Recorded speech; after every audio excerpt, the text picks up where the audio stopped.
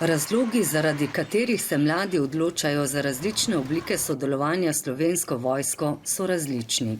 Nekatere zanima delo z orožjem, spet drugi bi radi služili domovini, nekatere privlači dinamično delo, kondicija in stalna zaposlitev, tretji pa bi se radi v vojski le preizkusili in ugotovili, ali zmorejo.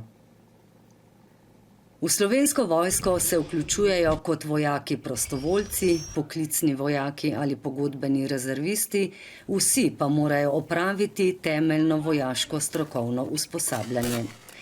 Kandidati v tem času pridobijo vojaške vrednote in navade ter temeljna vojaška znanja in veščine. Aktivnosti se izvajajo v vojašnicah, na poligonih in terenskih usposabljanjih. V času usposabljanja pripadniki prejemajo plačilo, vojakom prostovoljcem pa se usposabljanje šteje tudi v pokojninsko dobo.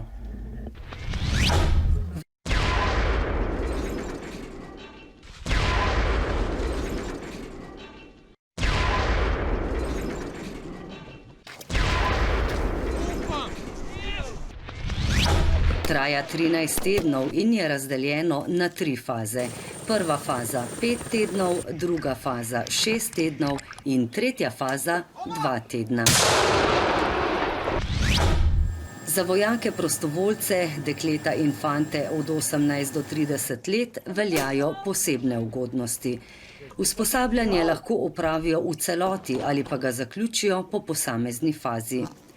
V okviru prostega časa med vikendom v vojašnici za zainteresirane kandidate organizirajo nevojaške vsebine, na primer pridobitev pogojev za opravljanje vozniškega izpita B kategorije, prva pomoč in cestno-prometni predpisi.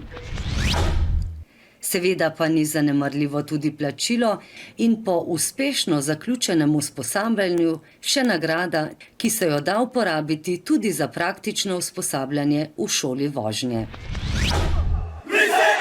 Po končanem temeljnem vojaško-strokovnem usposabljanju so vojaki bogatejši za trdna prijateljstva, bistveno izboljšano psihofizično kondicijo in številna znanja in navade, ki jim bodo koristila vse življenje. Lahko pa se odločijo za nadaljevanje kariere v Slovenski vojski in podpišejo pogodbo o zaposlitvi ali vstopu v pogodbeno rezervo.